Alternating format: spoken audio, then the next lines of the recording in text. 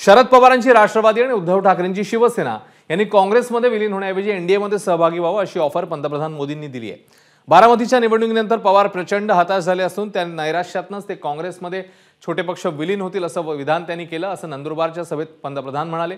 अजित पवार आणि एकनाथ शिंदेंसह या आणि तुमची सगळी स्वप्न साकार करा अशी खुली ऑफर मोदींनी देऊन टाकली आणि मोदींच्या या खुल्या ऑफरवरनं राज्यात राजकीय वर्तुळात जोरात चर्चा सुरू झाली आहे। मोदींची ऑफर नाकारत शरद पवारांनी मात्र मोदींवर टीकाच केली आहे।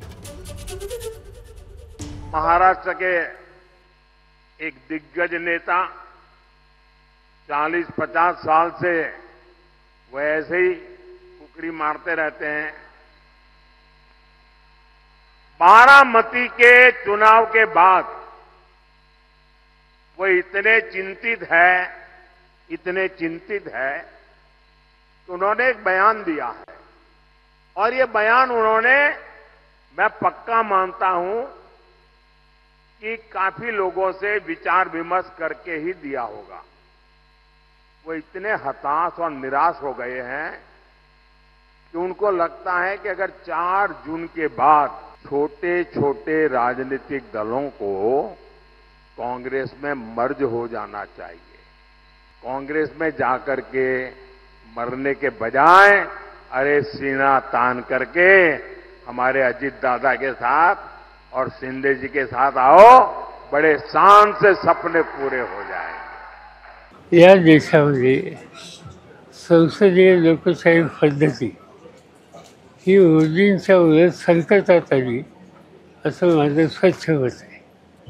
की लोकशाही पद्धतीवर कोणाचा कितपत विश्वास, ज्या व्यक्तीचा, ज्या धोरणाचा, ज्या पक्षाचा, ज्या विचारधारेचा संसदीय लोकशाही पद्धतीवर विश्वासच नाही असा समज लोकांच्यामध्ये पक्का झालेला असेल, त्यांच्यावर असोसिएशन व्यक्तिगत सोडा राजकीय हे माझ्याकडनं कधी होणार नाही। मी हे म्हणलं की गांधी नेहरूंची विचारधारा आम्हाला ती आहे।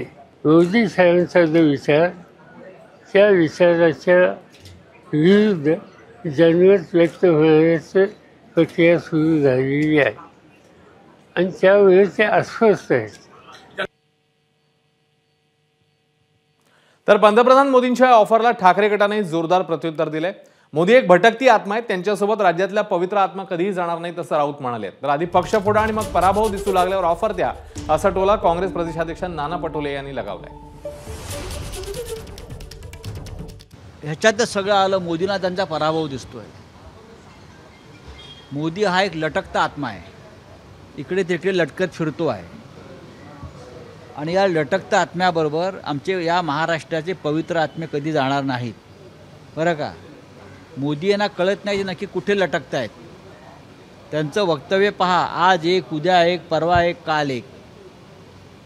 मोदी यांची प्रकृती बरी नसावी असं मला सारखं वाटतंय। मी वारंवार सांगतोय, भारतीय जनता पक्षातल्या त्यांच्या सहकाऱ्यांनी मोदींची प्रकृती तपासून घ्यावी। त्यांना उपचाराची गरज आहे, त्यांना विश्रांतीची गरज आहे आणि त्यांची प्रकृती बरी नसल्यामुळे ते अशा प्रकारची वक्तव्य करतायत। पहले घर तोडो, उनको ब्लॅकमेल करो और जब आपण स्वतः हारायला लागला तर पुन्हा त्यांना सत्तेत आमच्याबरोबर या असं म्हणण्याचं ऑफर देण्याचं काम जे मोदीजी करतात आहेत। म्हणजे मोदीजी, तुम्ही मान्य करा की देशात आता मी काही सत्तेत येत नाही, मी यांचा आधार घेऊनच येऊ शकतो। 400च्या पारने आता आमचा तडीपाराची वेळ आलेली आहे आणि म्हणून आता शरद पवारजी असतील, उद्धव ठाकरेजी असतील, त्यांना ते विनंती करतात आहेत की आमच्याबरोबर या। आणि आता ही परिस्थिती आलेली असेल तर याचा अर्थच आम्ही जो दावा करतो आहे की नरेंद्र मोदी आता सत्तेत येणार नाही, तो दावा खरा ठरतो आहे। एबीपी माझा, उघडा डोळे बघा नीट।